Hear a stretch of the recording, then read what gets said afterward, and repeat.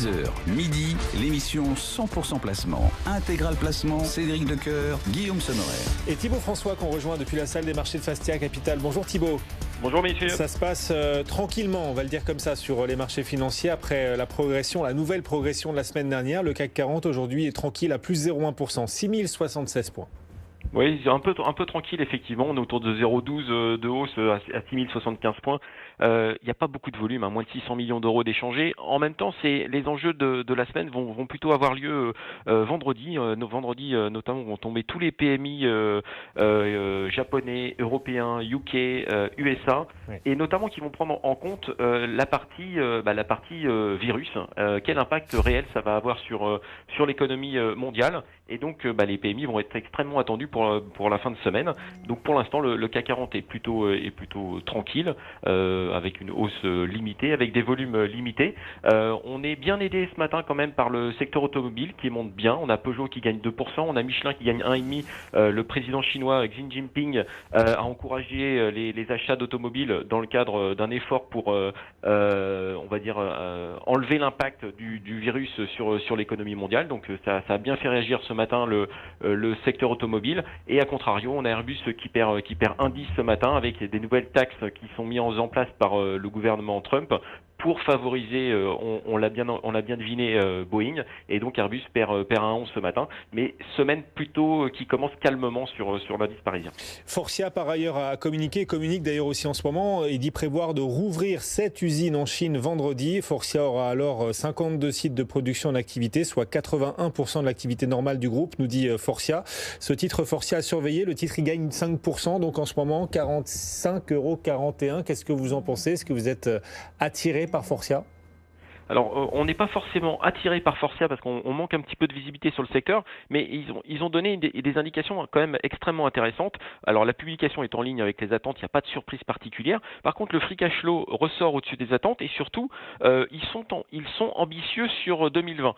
C'est-à-dire que le marché ne s'attendait pas forcément à une croissance du chiffre d'affaires et des résultats sur l'année 2020. On a quand même peu de visibilité, notamment avec l'arrêt des différentes usines depuis le début de l'année. Donc, le T1 devrait être mou, et derrière ils s'attendent à un gros rebond sur le reste de l'année, sur le reste de l'année 2020. Donc forcément le marché apprécie. On s'attendait vraiment pas à une visibilité comme ça sur le dossier Faurecia. Attention quand même sur le secteur automobile dans le sens général, c'est-à-dire qu'on n'a pas un momentum qui est extrêmement favorable à court terme. La valorisation des différents titres est extrêmement faible, mais on manque un petit peu de visibilité. Je pense que les indicateurs PMI, j'en parlais tout à l'heure, les indicateurs PMI vont être vraiment à suivre pour pouvoir se réinvestir sur le moyen terme sur les marchés. Et ce sera vendredi la publication de ces indicateurs PMI. Autre valeur que vous surveillez, Carrefour qui annonce le rachat au Brésil de 30 magasins du distributeur Makro pour environ 420 millions d'euros.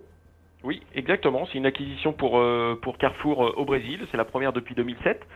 Donc c'est un événement important pour le groupe. Alors ça fait totalement partie de la stratégie du groupe, la stratégie 2022 qui a été mise en place par Monsieur Bompard. Les conditions en plus sont attractives. Dixit, le directeur financier du groupe. Donc tout est réuni pour que ça se passe plutôt bien et renforcer leur position de leader qu'ils ont au Brésil.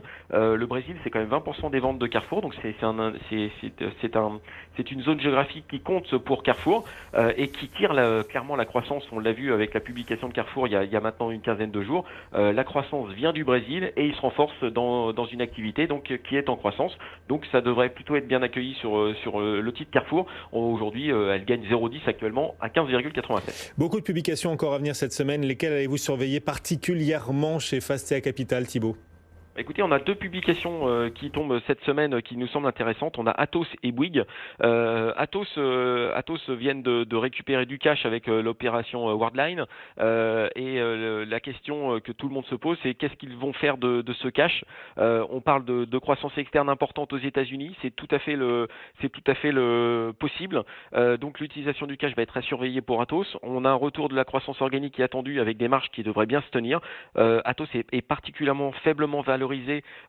C'est aujourd'hui sur les cours actuels, donc on est plutôt positif sur le dossier Atos. Et autre publication, c'est Bouygues. Bouygues, toutes les activités marchent bien sur Bouygues. On l'a vu avec la publication de TF1 qui a fait une amélioration de ses résultats vendredi.